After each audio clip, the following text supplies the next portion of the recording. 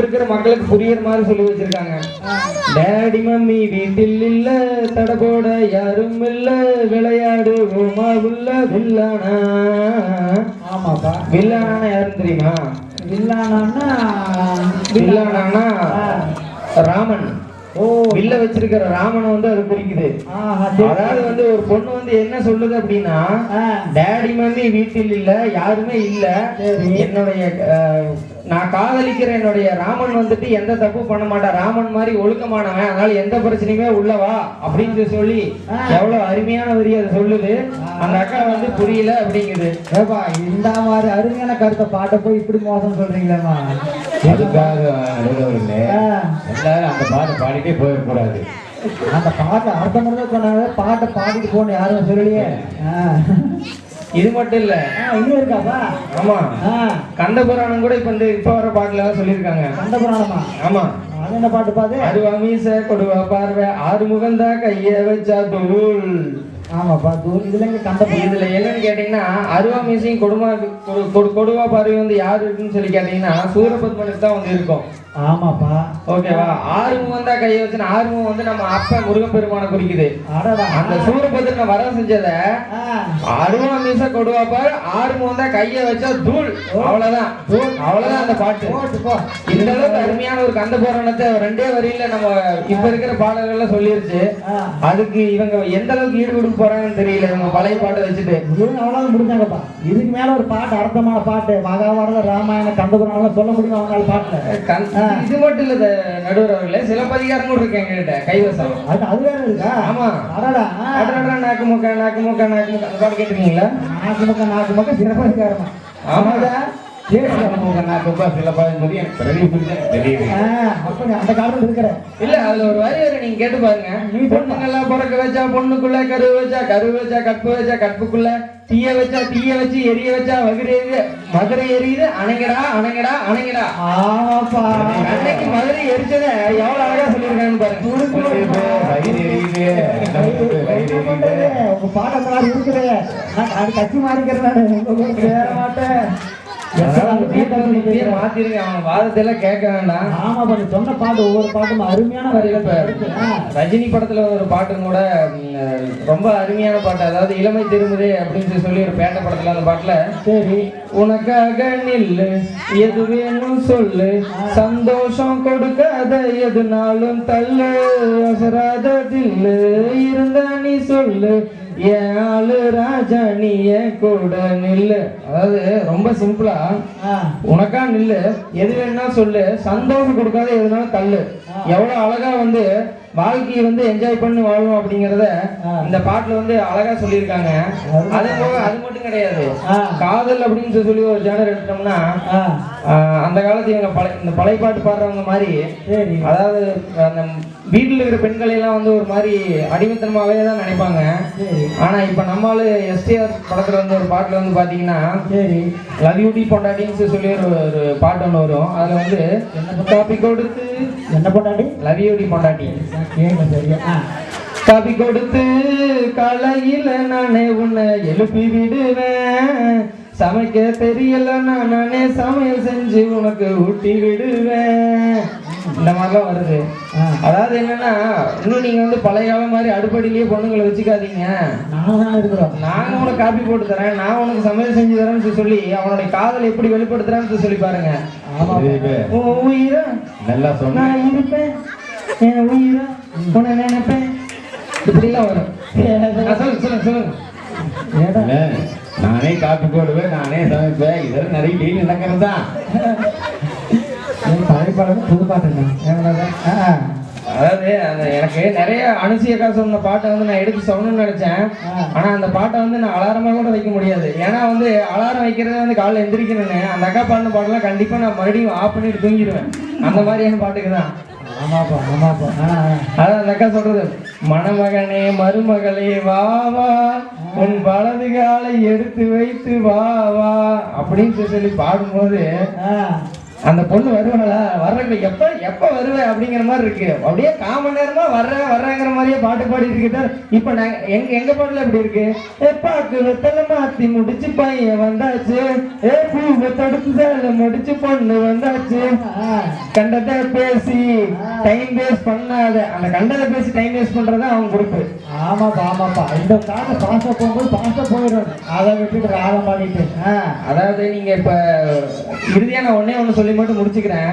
சொல்லுப்பா. நீங்க வந்து இந்த கருப்பராயங்க வரம் கொடுக்கணும்னு சொல்லி நினைச்சாங்க கூட, சரி, பழைய கருப்பராயம் பாட்டுலாம் பாட்டுனா வந்து வரம் கொடுக்க மாட்டாரு. சரி, இதுதான் அடு மோடு அப்படின்னு சொல்லி ஒரு பிஜிஎம் போட்டீங்கன்னா அவர் எழுந்து வந்துருவாரு. ஆமாப்பா. அந்த அளவுக்கு ஒரு துளகாணிசையோட இருக்கிற எங்க புதுப்பாட்டுக்கு தான் வந்து நீங்க முன்னுரிமை கொடுத்து எங்களுக்கு சாதகமா தீர்ப்பு வரணும்னு சொல்லி அனைவருக்கும் நன்றி கூறி விடைபெறுகிறேன். நன்றி, வணக்கம். அருமைப்பா, அருமையா சொல்லிட்டுப்பா. நீங்க என்னதான் ஆள் வச்சு நடத்தாலுமே ஒன்றும் பண்ண முடியாதுப்பா. அவ்வளோதான். பசங்க எப்படி பேசினா கேட்டே இல்லை. புது பாட்டுன்னு அந்த மாதிரி இருக்கும். ஒவ்வொரு பாட்டுக்கும் ஒவ்வொரு இது இருக்கு. ராமாயணம், மகாபாரதம் அந்த மாதிரி. உங்க பழைய பாட்டில் ஒன்று சொல்லி பார்க்கலாம். எல்லா ஊர்களிலும் நகைச்சுவை மன்றம் இருக்கும். ஆனால் வட்டம்பாளையத்தில் நடமாடும் நகைச்சுவை மன்றம் என்றால் அது நமது ஐயா நடுவர் அவர் காலடி மண் எடுத்து மசக்கி இருக்கும் பெண்ணுக்கு கொடுத்தால் பிறக்கும் குழந்தையும் கொண்டே பிறக்கும். நடுவர் அவர்களே, நான் எங்க ஆபீஸ்ல ஒருத்தர் ஒண்ணு கேட்டாரு. என்னை கேட்டாரு, உங்களை கேட்க மாட்டாரு, என்னைய கேட்பாரு. சக்கரை பொங்கலுக்கு ரசம் ஊத்தி சாப்பிட்டியா கேட்டான். ரசமா? ஆமா நடுவர்களே. கேட்ட உடனே எனக்கு ஒரு தோணுச்சு, பொங்கல்ல இருக்க இனிப்பும் ரசத்துல இருக்க புளிப்பும் ஒன்னா சேர்ந்தா அடடா எப்படி இருக்கும்னு யோசிச்சேன். யோசிச்சு சும்மா இருக்குல்ல, வீட்டுக்கு வந்து கேட்டேன். பொண்டாட்டி சொன்னா, ஏய் மத்தியானம் தான் ரசம் சாப்பிட்ட மதியானத்துக்கே நைட்டு கேட்டுக்கன்னு. இல்லவே சொன்னா சக்கரை பொங்கலுக்கு ஒரு ரசம் சாப்பிட்டா நல்லா இருக்கும்னு சொன்னான். அவரும் செஞ்சு கொடுத்தா, நானும் சேர்ந்து செஞ்சேன் சக்கரை பொங்கலை. அப்புறம் பார்த்தா மூக்குங்களோட கொண்டு போக முடியல, மூக்குங்களோட கொண்டு போக முடியல. கேட்கும் போது வயிறு கிடக்குது. அப்படி இருக்கிறது இவங்க பேசின பேச்சு. அப்படியா? ஆமாங்க. ஊர்ல போனா இப்போ இங்க மேனேஜரோட கேட்டாங்க, அதாவது பழைய பாட்டு நம்ம ஏரியால எடுத்தாங்களா புதுப்படம் எடுத்தாங்கன்னு கேட்டாங்க. புதுப்படம் எடுத்தது யாரும் ஒன்றும் சொல்லல. பழைய படம் எடுத்ததுக்கு எல்லாருமே என்ன சொன்னாங்க, எங்க ஊர்ல சின்ன தம்பி எடுத்தாங்க, முந்தாசி பெட்டி எடுத்தாங்க, அது இது சொல்லிட்டு இருந்தாங்க. அப்போ இந்த இதெல்லாம் பார்க்கும்போது பழைய பாடல் தான் உங்களுக்கு வந்து இனிமையாகவும் மனதுக்கு மகிழ்ச்சியாகவும் இருக்கும் என்பது நான் கேட்கிறேன். அதாவது நான் பஸ்ல போயிட்டு போன நடுவில் கண்டைட்டு ஒரு பாட்டு போட்டா. அப்படி என்ன பாட்டுனா, சிப்பு நடிச்சுக்க ஒரு படம். என்ன படம்? அது ஒரு படம், புது படம், என்ன தெரியல, தெரியாது. பாட்டு போட்டான். எவண்டி உன்ன பெத்தா பெத்தா பெத்தா பெத்தா கையில கடிச்சா செத்தா செத்தா செத்தா செத்தா. என்ன பண்ணத பாத்தீங்களா? இல்ல சுத்தி இருந்தீங்க, எனக்கு பார்த்தாங்க. ஏ தம்பி கொஞ்சம் வாழைங்க, தயவுசெய்து ஆஃப் பண்ணு, அந்த பாட்டு போட்டோன்னு எல்லாம் ஒரு மாதிரியா பாக்குறாங்க அப்படின்னு சொன்ன கதை. அப்புறம் ஆஃப் பண்ணிடும். அந்த மாதிரி இந்த காலத்துல ஏதாவது ஒரு பாட்டாச்சு புரியுதா? சத்தியமா புரியாத உங்களுக்கு கேட்கறேன், ஒரு பாட்டாச்சு பாடுங்க, புது பாட்டு. தம்பிகளா வந்திருக்காங்க மியூசிக் டைரக்டர். யாருங்க? அந்த ஒல்லியா இருப்பாரு அனிருத். இப்ப யாரும் ஐயங்காரா வந்திருப்பாங்க. யாரு தெரியலீங்களா? அதுதான் நடுவர்களே. அதாவது அப்படிங்க தான் கட்டும் பெண்ணை கூட வர்ணித்து ஒரு பாட்டு பாடியிருக்காரு அந்த காலத்துல கண்ணதாசன். எப்படிப்பா?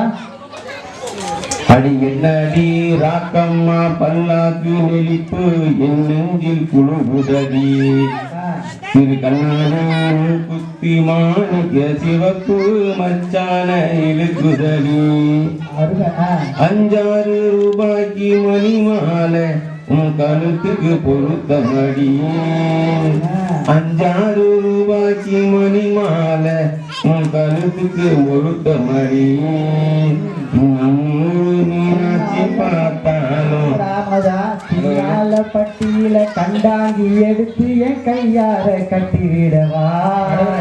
நீங்க பேசிக்கலாம் நடுவர். ரொம்ப பழைய பாட்டுல ஜம்முன்னு பாடுறீங்க. ஆமா அம்மூரு மீனாட்சி பார்த்தாலும் அவ கண்ணுக்கு வருத்தமடி சின்னால பட்டியில கண்டாங்கி எடுத்து கையால கட்டி விடவா. என் அத்தை அவ பெத்த என் மெத்த என் ரகமா கொத்தோடு முத்து தரவா. இதுல எவ்வளவு அர்த்தம் இருக்கு சொல்லுங்க. அருமையா இருக்குப்பா. இப்ப வந்து ஒரு பாட்டு ஏ கோழி சோடாவே ஏ கறி குழம்பு ஏ மீன் குழம்பு குட்டி பட்டி பேபி பேபி அது நாய்க்கு ஒரு பேர் பேபி பேபி பப்பி. இந்த காலத்து பாட்டு அப்படி இருக்குங்க. அதாவதுங்க அந்த காலத்துல வந்து மனிதனை வந்து தெய்வத்தோட ஒப்பிட்டு பாடியிருக்கிறாங்க. மனிதன் என்பவன் தெய்வமாகலாம் மனிதன் என்பவன் தெய்வமாகலாம் வாரி வாரி வழங்கும் போது வல்லலாகலாம் வாழை போல தங்கு தங்கு வியாதியாகலாம் மனிதன் என்பவன் தெய்வமாகலாம் மனிதன் என்பவன் தெய்வமாகலாம் யாருக்கென்று அழுத போது தலைவனாகலாம் யாருக்கென்று அழுத போது தலைவனாகலாம் மனம் மனம் அது கோவிலாகலாம் மனிதன் என்பவன் தெய்வமாகலாம் மனிதன் என்பவன் தெய்வமாகலாம்.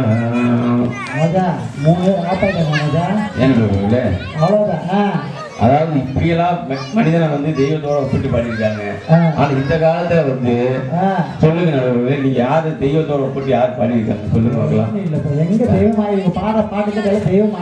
அதான் இல்ல அதான் முனி படத்துல வராட்டா முனி வந்துட்டா முனி வராட்டா முனி இதுதான் பாட்டு. நீங்க யோசிச்சு பாருங்க பார்க்கலாம். பாட்டாப்பா அதே மாதிரி நடுவர்களே